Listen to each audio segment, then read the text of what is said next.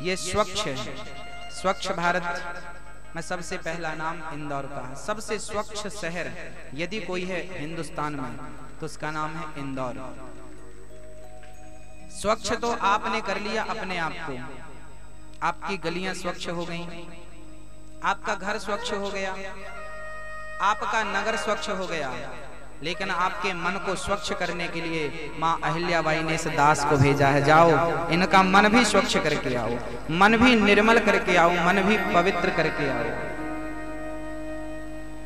और भगवान श्री राम क्या चाहते हैं? निर्मल मन जन सो मोहि पावा, मोहि कपट छल छिद्र न भावा।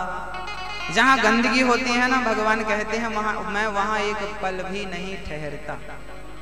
इसलिए हमें पवित्र होना पड़ेगा।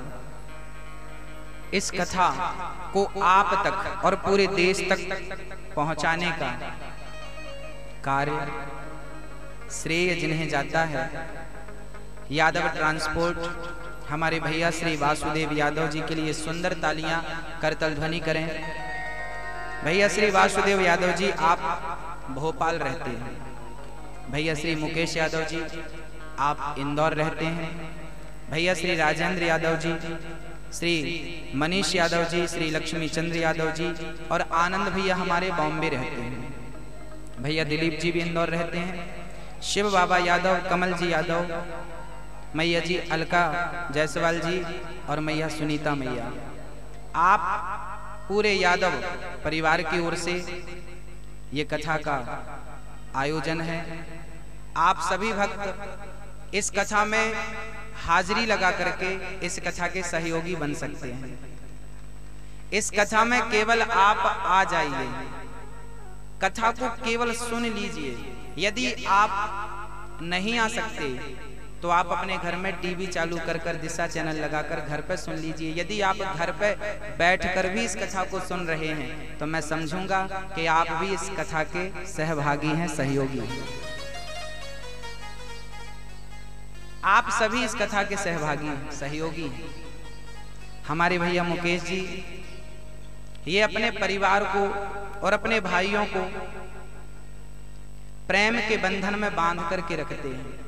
रामचरितमानस में श्री विभीषण जी यही समझाते हैं रावण को, भाई जहां सुमति तहां संपत्ति नाना।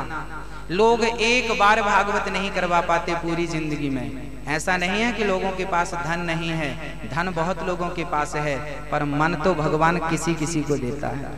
मन किसी किसी का भगवत भक्ति की ओर जाता है। और हमारे भैया मुकेश जी कई बार उन्होंने कथा का आयोजन कराया, कभी वृंदावन में कराते हैं तो कभी बद्रीनाथ में तो कभी देवलीला गार्डन में। अभी गर्मियों में वो पूरे परिवार को ले जाकर बद्री विशाल में आप स्वयं जाते हैं और आप अपने परिवार को ले जाकर बद्रीनाथ जी के चरणों में भागवत का आयोजन करवाते हैं। देखिए, धन पाकर लोग आलसी हो जाते हैं, धन पाकर लोग भटक जाते हैं। जिस पर भगवान की कृपा हो वही धन पाकर धर्म की ओर बढ़ता है।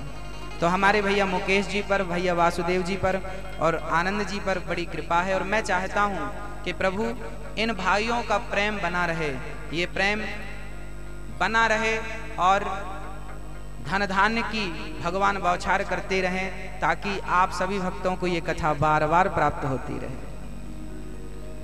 भगवत कृपा इन पर, इनके पूरे परिवार पर बनी रहे। कथा जन्म जन्म की व्यथा को जो मिटा दे, उसी का नाम तो कथा है। कथा का उल्टा क्या है?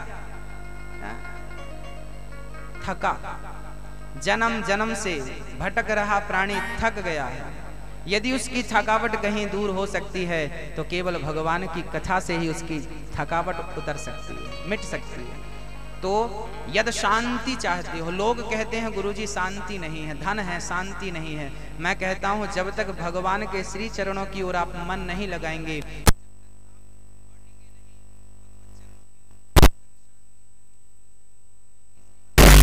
कहते हैं जानत हूं अस स्वामी बिसारी, फिर ही ते काहे ना हाँ ही दुखारी। अरे जानबूझ करके भगवान को भूल जाओगे तो दुख नहीं मिलेगा। संसार का सबसे बड़ा सुख है भगवान का स्मरण, और संसार का सबसे बड़ा दुख है भगवान का विस्मरण। भगवान को भूल जाना ही दुख है, और भगवान को याद रखना ही, याद करना ही सबसे बड़ा सुख है। भागवत में पहले महात्म की चर्चा है। ये जो महात्म है ये 6 अध्यायों का महात्म है। ये महात्म जो 6 अध्यायों का है ये श्री पद्म पुराण से लिया गया है। भागवत जी का महात्म स्कंद पुराण में भी मिलता है, उसमें 4 अध्यायों का महात्म। तो मैं आपको पद्म पुराण जो श्रीमद् भागवत कथा में है वो महात्म में आप तक पहुंचाता हूं। भागवत का स्वरूप क्या है, भागवत हमें क्यों श्रवण करना चाहिए, इन तमाम प्रश्नों के उत्तर की ओर हम चलें। और श्री व्यास जी महाराज कहते हैं सच्चिदानंद रूपाय विश्वोत्पत्त्यादि हेतवे तापत्रय विनाशाय श्री कृष्णाय वयं नुमः। ईश्वर सत्य है, सिर्फ सत्य है ना, चित स्वरूप है, सिर्फ चित स्वरूप है ना, आनंद स्वरूप है, जो विश्व की उत्पत्ति, पालन और संहार करते हैं, समस्त दुखों का नाश करते हैं। ऐसे भगवान को राधा सहित हम सभी प्रणाम करते हैं। यम प्रव्रजन्तमनुपेतमपेत कृत्यम द्वैपायनो विरह का तरया जुहाव पुत्रेति तन्मयतया तरवोभिने दुष्टं सर्वभूत हृदयं मुनिमानतोस्मि। श्री सुखदेव भगवान जन्म लेते ही और सन्यास लेने के लिए चल पड़े। पिताजी चिल्ला रहे हैं पुत्र पुत्र रुक जाओ, घर गृहस्थी बसा लो, फिर भगवत भजन की ओर चले जाना। पर सुखदेव भगवान कहते हैं ना, पहले भगवान का भजन, इसके बाद दूसरा काम। श्री सुखदेव भगवान चल पड़े हैं। ऐसे सुखदेव भगवान को जो जन्म लेते ही भगवत प्राप्ति की ओर बढ़े हैं, ऐसे सुखदेव भगवान को हम नमस्कार करते हैं। बोलिए सुखदेव भगवान की जय हो। सौनक जी 88,000 ऋषियों के साथ बैठे थे नैमिषारण्य में। भगवान नारायण के पास गए, प्रभु हमें कोई ऐसी जगह बताएं जहां हम बैठकर प्रेम से आपकी कथा सुनते रहें। अच्छा, कथा में कोई विघ्न ना आए। तब भगवान ने अपने सुदर्शन को छोड़ा और कहा कि जाओ, इसकी निमि जहां जाकर लग जाए समझ लेना कि वो पवित्र भूमि है। पूरे ब्रह्मांड का वो भ्रमण करता हुआ सुदर्शन जब हरिद्वार के पास, जब उस अरण्य में जाकर भी वो निमि लगी तो नाम पड़ गया उस जगह का नैमिषारण्य।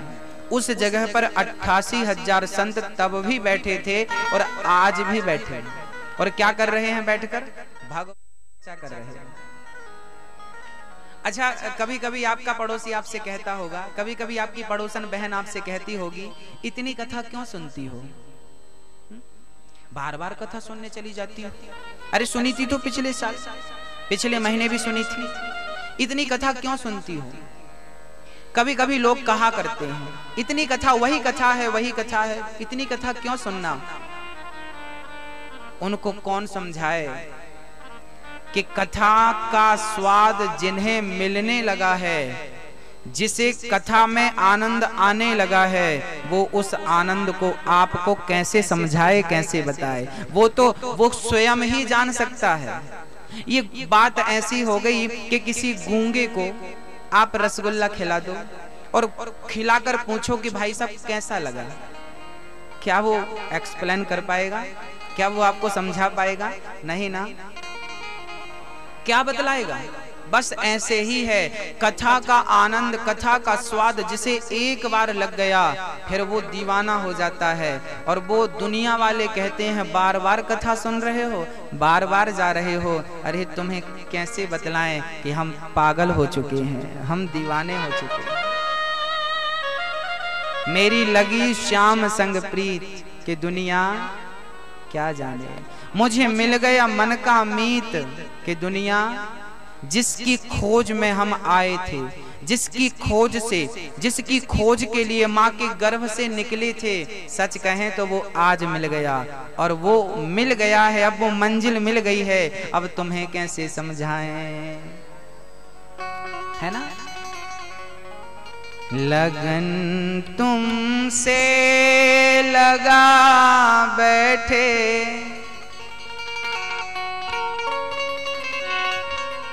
अब दुनिया कुछ भी कहे, तुम्हें अपना बना बैठे, जो होगा देखा जाएगा। तुम्हें अपना बना बैठे, जो होगा देखा जाएगा। लगन तुमसे लगा बैठे, जो होगा देखा जाएगा। लगन तुमसे लगा बैठे, जो होगा देखा जाएगा।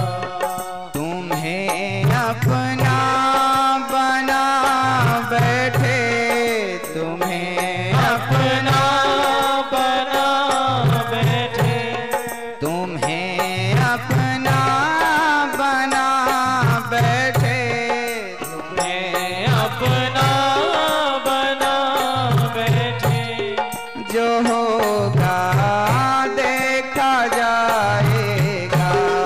लगन तुमसे लगा बैठे, जो होगा देखा जाएगा।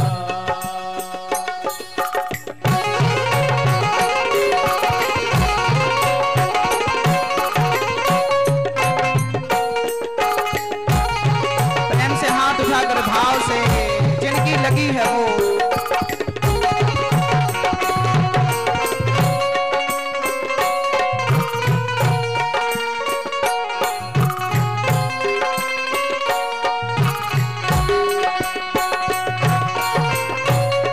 कभी दुनिया से डरते थे तो छिप छिप याद करते थे। कभी दुनिया से डरते थे तो चुप चुप याद करते थे। कभी दुनिया से डरते थे तो छुप छुप याद करते थे। कभी दुनिया से डरते थे, लेकिन तो अब छिप छिप छिप के याद करने की जरूरत नहीं, क्योंकि शर्म हम बेचे खा बैठे, शर्म हम बेच खा बैठे। मीरा पहले पर्दे में रहकर कृष्ण का नाम जपती थी, घर के अंदर नाम जपती थी, एकांत में नाम जपती थी। लेकिन जब उसका मन भगवान में लग गया तो कहते हैं ना, प्रेम को कितना भी छिपाओ प्रेम छिपता नहीं। ऐसे ही मीरा का जो प्रेम था वो कितना छिपाएगी, छिपा कहां, प्रकट हो गया।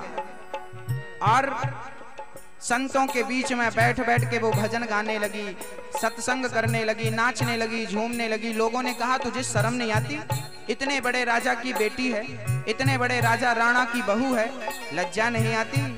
तो मीरा कहती है, शर्म हम बेचे खा बैठे, शर्म हम बेच खा बैठे, जो होगा देखा जाएगा।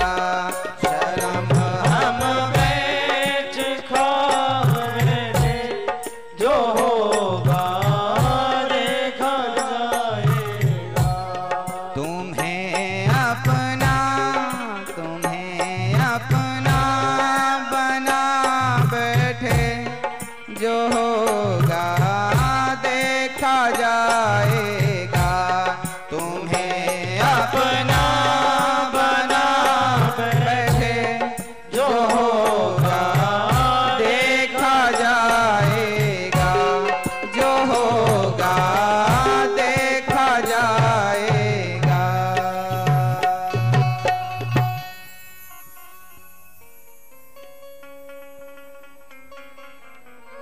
अब जमाने को समझाने की, बतलाने की, दिखाने की आवश्यकता नहीं।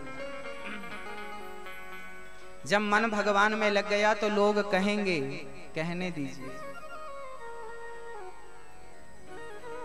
88,000 संत बैठे थे केवल कथा सुनने के लिए। जब तक हृदय में कथा की प्यास ना लगे तब तक समझ लेना कि अभी आपके ऊपर भगवान की कृपा नहीं हुई। जब हृदय में भक्ति की प्यास अपने आप जागने लगे, जब आपका मन करने लगे कथा सुन लेते, कथा मिल जाती तो सुन लेते। जैसे प्यासा पानी के लिए तड़पता है, जैसे भूखा भोजन के लिए तड़पता है, जैसे गाय का बछड़ा गाय के लिए तड़पता है, जैसे बच्चा माँ के लिए तड़पता है, बस वैसे ही जिस दिन कथा कीर्तन के लिए आप तड़पने लगोगे उस दिन भगवान प्राप्त हो जाएंगे। वो तड़प नहीं आती ना हमारे अंदर, हम तड़पते नहीं। मछली कैसे तड़पती है पानी के बिना? तड़पती है। हमारे भीतर वो तड़प आ जाए, बस वो दिन है कि ईश्वर सामने खड़े हो जाएंगे। सूत जी महाराज, आगमन हुआ सूत जी का। सभी संतों ने खड़े होकर उनका अभिवादन किया और शौनक आदि ऋषियों ने सूत जी से कहा, प्रभु आपका ज्ञान करोड़ों सूर्य की तरह है, हमें ऐसी कथा सुनाइए कि भक्ति ज्ञान विराग आप तो विवेको वर्धते महान। हमें ऐसी कथा सुनाइए कि हमारी भक्ति बढ़े, सिर्फ भक्ति बढ़े ना, ज्ञान भी बढ़े। भक्ति ज्ञान विराग आप तो, भक्ति ज्ञान वैराग्य के साथ हम आगे बढ़े। एक के साथ आगे चलेंगे कल्याण नहीं होगा। भक्ति जितनी आवश्यक है ज्ञान भी उतना ही आवश्यक है। अच्छा, ज्ञान क्या होना चाहिए? सीताराम सीताराम जपना ये तो भक्ति है, भगवान में मन लगा लेना ये तो भक्ति है। लेकिन किसी को ठुकरा देना, कोई आया, भैया पानी पिला दो, बड़ी प्यास लगी है, अरे भाग जा, हम तो राम राम जप रहे हैं, सीताराम सीताराम सीताराम। प्यासे को तुमने ठुकरा दिया और सीताराम सीताराम जप रहे हो। इसका मतलब भक्ति तो है पर ज्ञान की कमी है। और ज्ञान क्या है? गोस्वामी जी कहते हैं, ज्ञानी किसे कहते हैं? ज्ञानी की परिभाषा क्या है? ज्ञानी की परिभाषा है कि जिसने सब में भगवान को देख लिया, निज प्रभु मय देखा ही जगत के ही सन करहि विरोध। जिसकी दृष्टि में सब भगवान दिखने लगे, सी राम मय सब जग जाने। जिसने सब में भगवान को देख लिया समझ लेना कि वो ज्ञानी बन गया। इसी का नाम है ज्ञानी। सब में ईश्वर को देखना, चींटी से लेकर हाथी तक सब में कौन है? सब में वही परमात्मा समाया है। इसलिए उसका दर्शन सब में जिस दिन आप कर लेंगे उस दिन ज्ञानी बन जाएंगे। अच्छा, वैराग्य क्या है? वैराग्य है हमें क्रोध नहीं आता। आपको आता है? मैया जी, ओ मैया, ओ मेरी माँ, सुन लो मेरी मैया। जब आप क्रोध पर विजय प्राप्त कर लें, एक मैया जी हमसे बोली, महाराज जी हमने लहसुन छोड़ दी, हमने तो प्याज भी छोड़ दी, ना लहसुन खाते हैं ना प्याज खाते हैं। हमने कहा अच्छी बात है। अच्छा, लहसुन प्याज छोड़ देना तो अच्छी बात है, इनसे वैराग्य, इनसे सन्यास ले लेना तो अच्छी बात है, लेकिन इनका गाना बना करके सब तक पहुंचाना ये गलत बात है। एक मैया का नियम था, वो सारे घरों में जाती और बस एक ही गाना गाती, हमने तो लहसुन छोड़ दी 20 साल हो गए, हमने तो प्याज भी छोड़ दी 20 साल हो गए। फिर इस घर से उठे दूसरे घर चली जाए, हमने तो लहसुन छोड़ दी, तुमने नहीं छोड़ी, अरे राम राम। हम उससे बोले खा लो एक आध बार, कम से कम ये जो अहंकार पाल रखा है ये तो नष्ट हो जाएगा। बुराइयों पर विजय प्राप्त करना तो अच्छी बात है, पर जिस पर विजय प्राप्त कर लिया उसका अहंकार करना अच्छी बात नहीं है। एक मैया बोली हम तो चाय नहीं पीते, 20 साल हो गए चाय छोड़े। कहीं भी जाती लोग पूछते चाय लेंगे? नहीं नहीं, हमने तो 20 साल पहले ही छोड़ दिया था। हाँ, आपने नहीं छोड़ा? और उपदेश करने लगे। चाय छोड़ दी अच्छी बात है, पर इसका डिंडोरा पीटना अच्छी बात नहीं है। नारद जी से यही तो गलती हो गई थी। नारद जी ने काम को जीत लिया था, नारद जी ने क्रोध को जीत लिया था, नारद जी ने लोभ को भी जीत लिया था, जीत तो लिया था, लेकिन बाद में इनका डिंडोरा पीटा था। शंकर जी के पास गए, सुनो शंकर जी, आपने ही नहीं हमने भी काम को जीत लिया। हाँ, और हमने तो क्रोध को भी जीता। कामदेव तो नाच नाच के बाण छोड़ रहे थे, पर काम तो हमें प्रभावित नहीं कर पाया, क्रोध भी हमें नहीं आया। शंकर जी बोले, हमसे तो कहा, पर ये बात भगवान विष्णु से मत कह देना। नारद जी ने मन में सोचा कि हमारी बात इन्हें पच नहीं रही, क्योंकि शंकर जी ने कामदेव को भस्म कर दिया था तीसरी आंख खोल करके। नारद जी ने भी काम और क्रोध और लोभ को जीता। भगवान शिव ने समझाया कि आप सब तक मत पहुंचाइए, पर नारद जी भगवान नारायण के पास चले गए। प्रभु, आपको कुछ पता चला? भगवान बोले, क्या हुआ? अरे हमने काम को जीत लिया, कामदेव आया था पर हमने तो परास्त कर दिया। अच्छा, भगवान बोले, बहुत बढ़िया, आप तो साक्षात भगवान हैं। हाँ, आपके लिए क्या असंभव है? कोई असंभव नहीं है आपके लिए। नारद जी को लगा हमारी भी वाहवाही होगी, हमारी भी जय जयकार होगी, हाँ हमारा भी नाम होगा, हमारी भी लोग चर्चा करेंगे। क्या हुआ? भगवान नारायण की ऐसी माया रची भगवान नारायण ने कि एक विश्व मोहिनी, एक नगर निर्मित हो गया। विश्व मोहिनी नाम की कन्या, उसका स्वयंवर चल रहा था।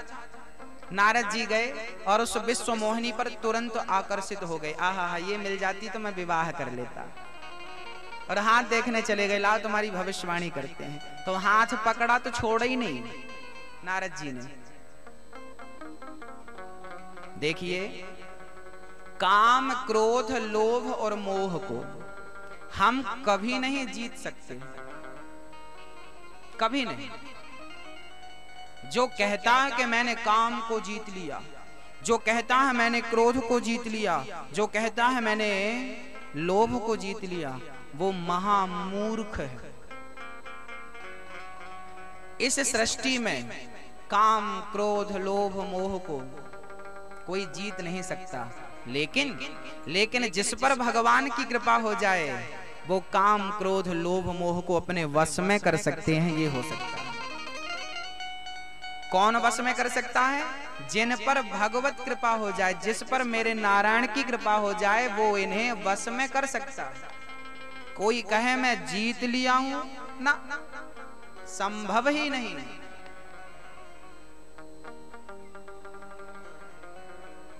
एक सज्जन ने हमसे पूछा, महाराज जी, भगवान ने ये बबूल क्यों बनाया है? बबूल का कांटा, तो बबूल में तो कांटे होते हैं ना, और किसी के भी पांव में चुभ जाते हैं। महाराज जी, ये बबूल क्यों बनाया? ये किसी के भी पांव में चुभ जाता है, किसी को भी कष्ट देता है। हमने कहा कि ईश्वर ने बबूल इसलिए बनाया है कि यदि बबूल का कांटा चुभ गया है तो बबूल का दूसरा कांटा निकालो और उस चुभे हुए कांटे को निकाल फेंको। होता है कि नहीं? कांटा यदि लग गया है, बबूल का कांटा लगा है, तो बबूल का कांटा तोड़ लो और बबूल के कांटे से निकाल दो। एक कांटे को दूसरा कांटा निकाल देता है। ऐसे ही काम, क्रोध, लोभ, ये क्यों बनाया ईश्वर ने? ये इसलिए बनाया कि यदि आपको काम सता रहा है तो परेशान मत होइए, राम राम जपना प्रारंभ कर दीजिए। जहां राम तहां काम नहीं, जहां काम तहां राम। काम, क्रोध, लोभ, मोह भी बुरे नहीं हैं, यदि इनका उपयोग सही किया जाए तो ये अपनी अपनी जगह पर सही है। कैसे? गोस्वामी जी ने तो कहा है, काम, क्रोध, मद, लोभ सब नाथ नरक के पंथ, सब परिहरि रघुबीर भजहु भजहि जेहि संत। काम, क्रोध, लोभ ये नरक के दरवाजे हैं। अच्छा, काम नरक का दरवाजा है? हाँ, यदि काम नरक का दरवाजा है तो इसी काम के कारण तो भगवान श्री कृष्ण भी प्रकट भय के नहीं। इसी काम के कारण तो भगवान राम भी प्रकट भय के नहीं।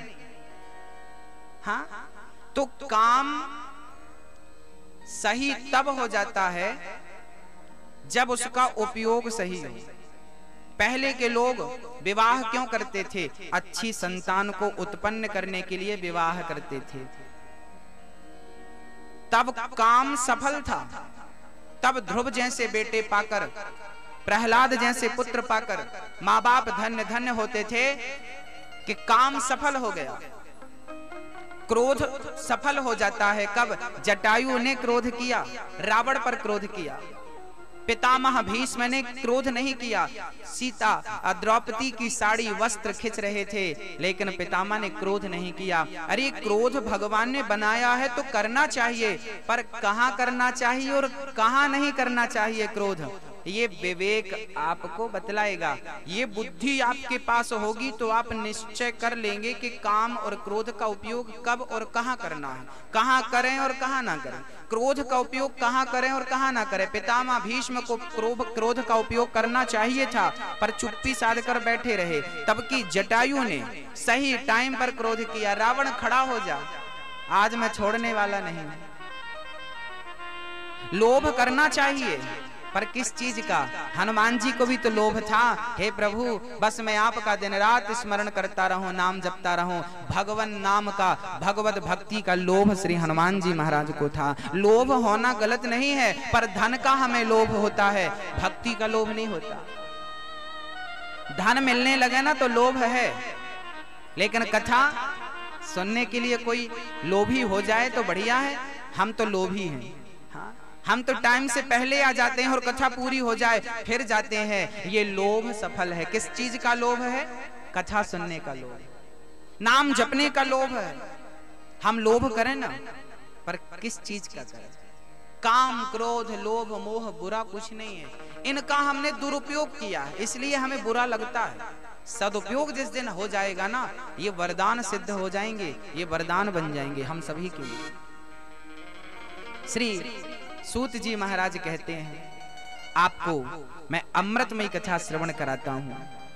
ऐसी कथा सुनाऊंगा जो कृष्ण की प्राप्ति करा दे। कृष्ण प्राप्ति करम शाश्वत साधनम तद्विदाधुना, चिंता मणिर लोक सुखम सुरद्रुह स्वर्ग संपदा।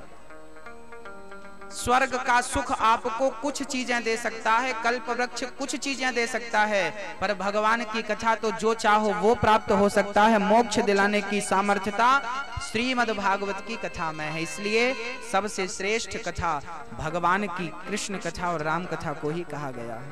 एक बार अच्छा, आप कथा सुनने के लिए आते हैं ना, तो पुष्पमाला लेकर आते हैं, कोई फल लेकर आता है, कोई भागवत जी के ऊपर पैसे चढ़ाते हैं। हाँ, लेकिन जब इंद्र एक बार शुकताल में श्री सुखदेव भगवान कथा सुना रहे थे राजा परीक्षित को, तब देवराज इंद्र का मन हुआ, चलो मैं भी कथा सुनने चलता हूँ। और जब इंद्र कथा श्रवण करने आए शुकताल में, तो अमृत लेकर आए। देखिए, कथा वो अनमोल वस्तु है जिसके सामने अमृत भी तुच्छ है, फीका है। इंद्र अमृत लेकर आए। ये वही अमृत है जिसके लिए देवासुर संग्राम हुआ था। बड़ी मेहनत के बाद एक बूंद अमृत हाथ लगता है। और सुखदेव भगवान इस कलयुग में जब राजा परीक्षित को कथा सुना रहे थे ना, तो इंद्र अमृत का घड़ा लेकर आ गए पूरा। सुखदेव जी को प्रणाम किया। शुकम नत्वा वदन सर्वे, सुखदेव जी प्रणाम। सुखदेव जी ने कहा, इंद्र आप स्वर्गलोक से आए हैं कथा श्रवण करने?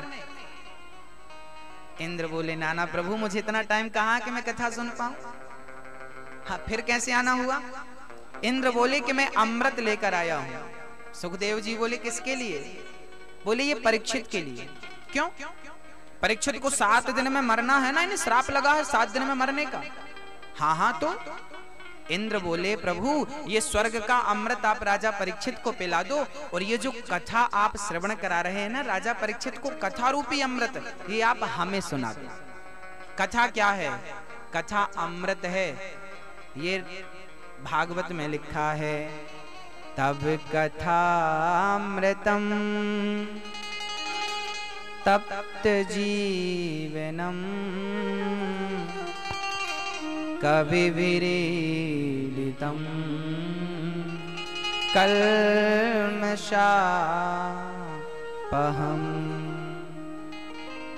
श्रवण मंगलम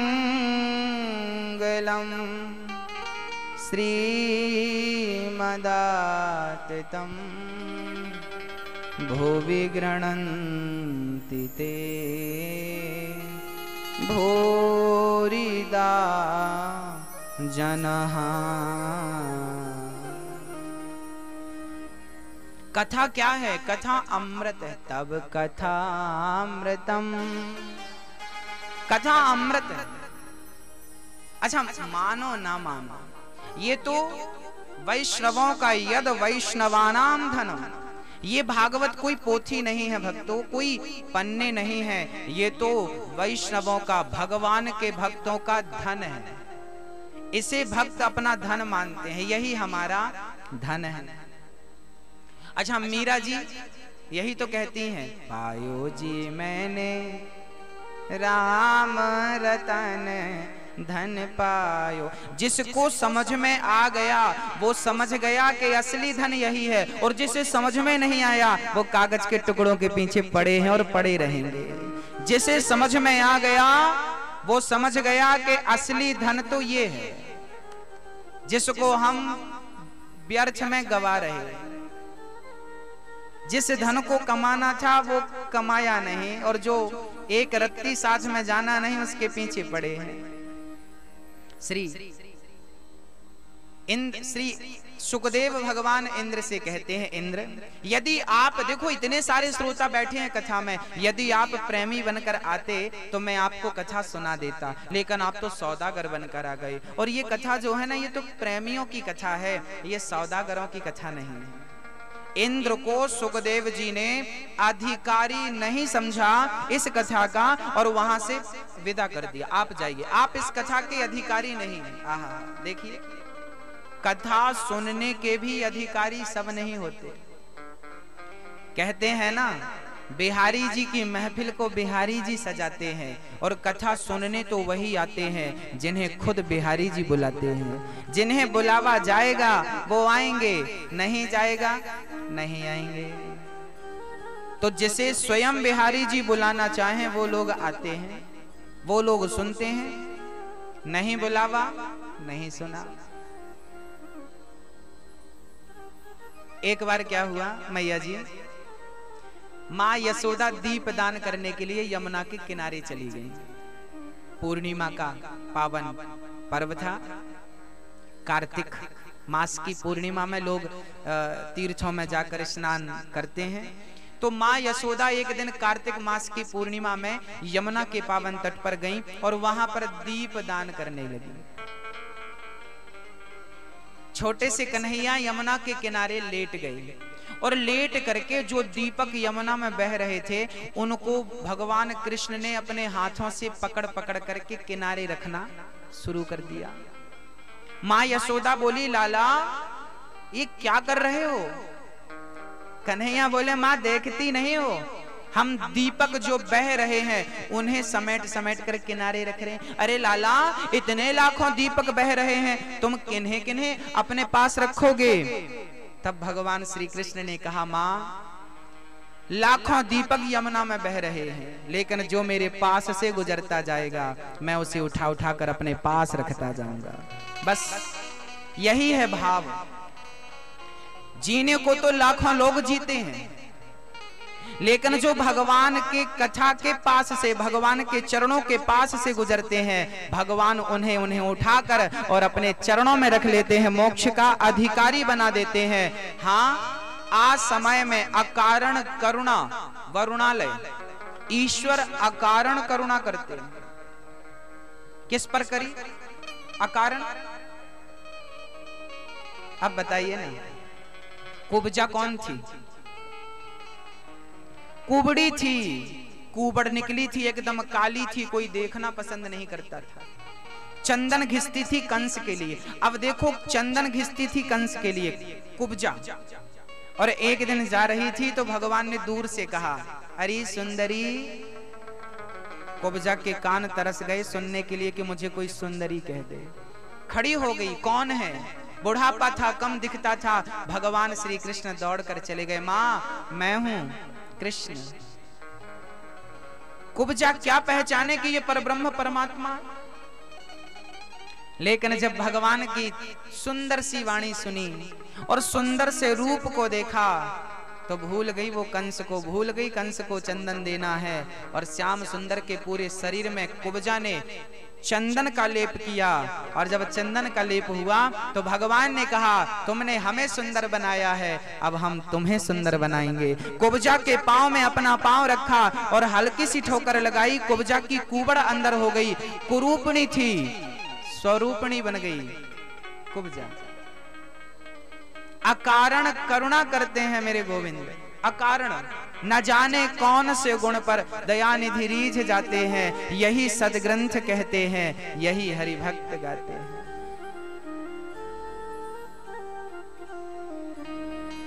न जाने कौन से गुण पर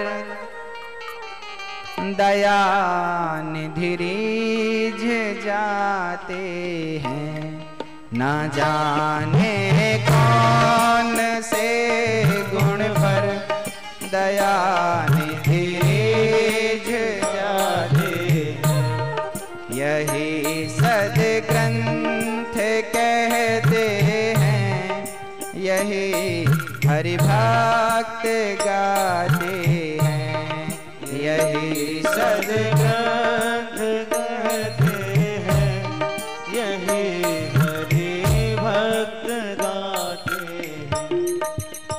न जाने कौन से गुण पर दयानिधि रीझ जाते हैं। पता नहीं कौन सी कृपा मेरे गोविंद की हो जाए। आज भगवान श्री कृष्ण दीपक को उठा उठा कर किनारे रख रहे हैं। वो दिन कब आएगा जब हम संसार सागर के बहते हुए प्राणी भगवान के करीब से गुजरेंगे और कभी भगवान उठाकर हमें अपने हाथ से और भवसागर से पार लगा देगा। भटकते हुए गोता खाते हुए प्राणी हम हैं और इंतजार है। आंखों को इंतजार है सरकार आपका। पता नहीं कब होगी कृपा, कब आएंगे आप, कब निहारेंगे हमारी। भक्त कहते हैं एक कोर कृपा की कर दो लाडली श्री राधे। एक कोर कृपा की कर दो लाडली श्री राधे। एक नजर कृपा की कर दो लाडली श्री राधे। एक नजर कृपा की कर दो लाडली श्री राधे। एक कोर कृपा की कर दो लाडली श्री राधे। एक कोर कृपा की कर दो लाडली श्री राधे। इस दास की झोली भर दो लाडली श्री राधे। इस दास की झोली भर दो लाडली श्री राधे। श्री राधे श्री राधे श्री राधे श्री राधे। श्री राधे श्री राधे। श्री राधे श्री राधे। एक नजर कृपा की कर दो लाडली श्री राधे। एक कोर कृपा की कर दो लाडली श्री राधे। इस दास के झोली भर दो लाडली श्री राधे। इस दास की झोली भर दो लाडली श्री राधे।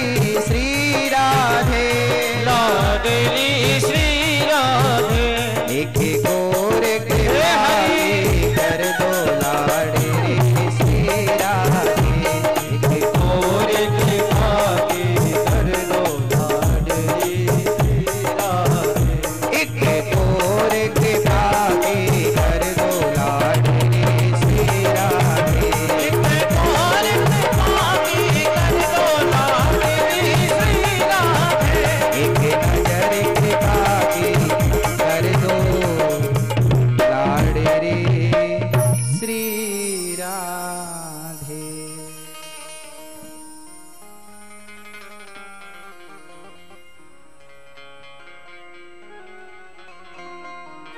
हे राधा रानी, आपकी कृपा यूं ही बनी रहे और भक्ति और प्रेम से मेरी झोली सदा भरी रहे। ये निवेदन, ये प्रार्थना दास की।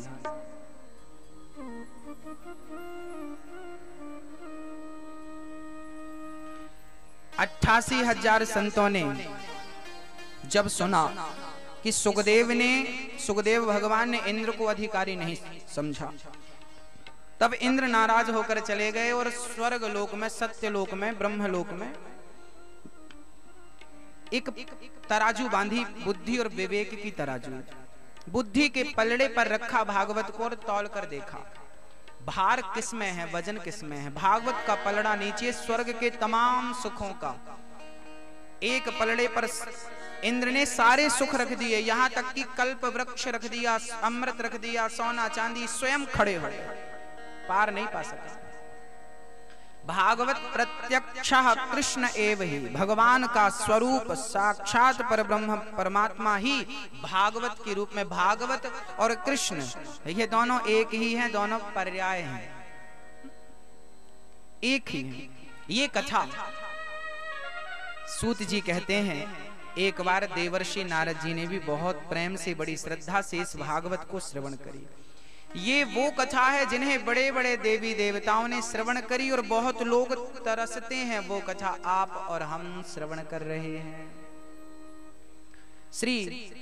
एक बार नारद जी महाराज बद्रीनाथ में पहुंच गए। नारद जी के ऊपर सनकादियों की नजर पड़ी। अरे नारद जी, कथम ब्रह्मन दीन मुखा कुतश्चिंतातुरो भवान, आपका मुख मलिन क्यों है? आपके दर्शन मात्र से सबका कष्ट दूर हो जाता है प्रभु, आपका मन उदास है। नारद जी की आंखों में आंसू आ गए। महाराज, मैं पृथ्वी के समस्त तीर्थों में गया, लेकिन मुझे कहीं शांति नहीं मिली। मैं पुष्कर गया। नारद जी कहते हैं, अहम तू पृथ्वीं यातो ज्ञात्वा सर्वोत्तमामिति, पुष्करं चा प्रयागं चा काशीं गोदावरीं तथा, हरे क्षेत्रं कुरुक्षेत्रं श्रीरंगं सेतुबन्धनम्, एवमादिषु तीर्थेषु भ्रममाणैतस्ततः, सत्यम नास्ति तपः शौचम दया दानम न विद्यते। महाराज, इस कलयुग में सत्य का तो नाश हो गया, कोई सत्य नहीं बोलना चाहता। तपः शौचम, ना कोई तपस्वी है, ना कोई सदाचार का पालन करता है, ना कोई पवित्रता पर ध्यान देता है।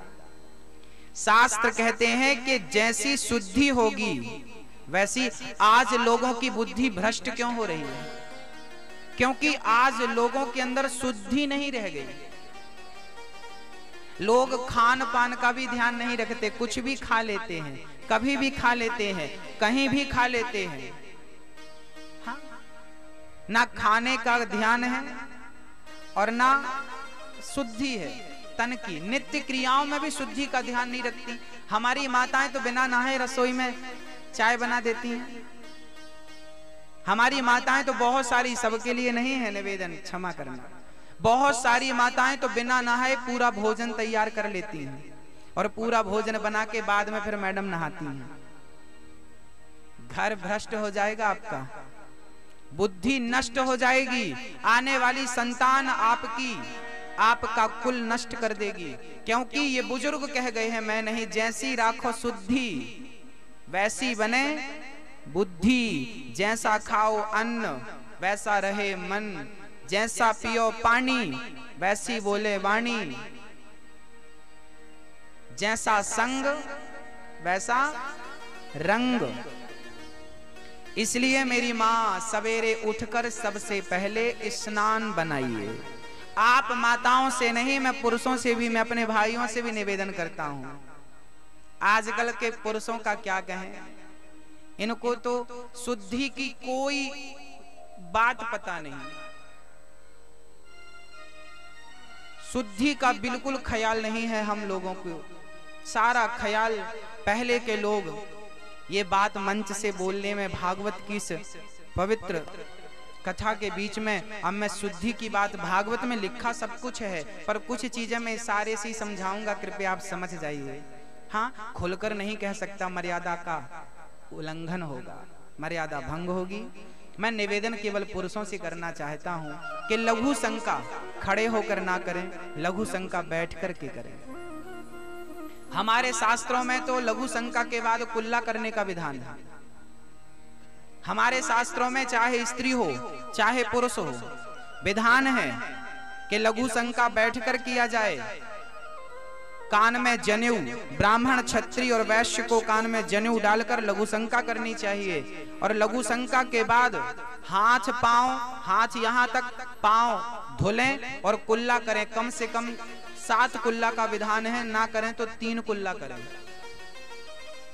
इसके बाद आप पवित्र हो रहे हैं।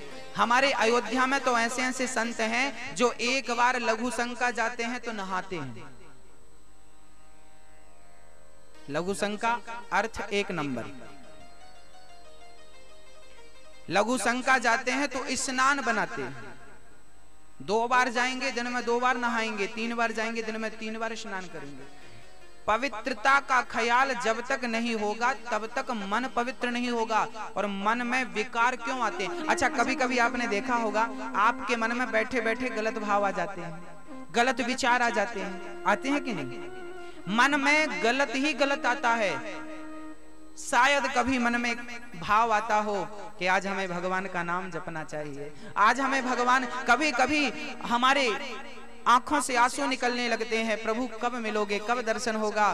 भगवान की प्राप्ति के लिए आंखों में आंसू क्यों नहीं आते?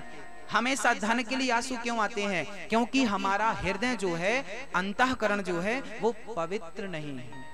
और भगवान साफ कहते हैं, आप मानो ना मानो, समझो ना समझो, ईश्वर स्वयं कहते हैं, निर्मल मन जन सो मोहि पावा। जब तक मन निर्मल नहीं होगा तब तक मुझ तक पहुंच पाना असंभव है। तो आप पहले तो शुद्धि बनाइए। बिना स्नान किए रसोई में प्रवेश वर्जित है।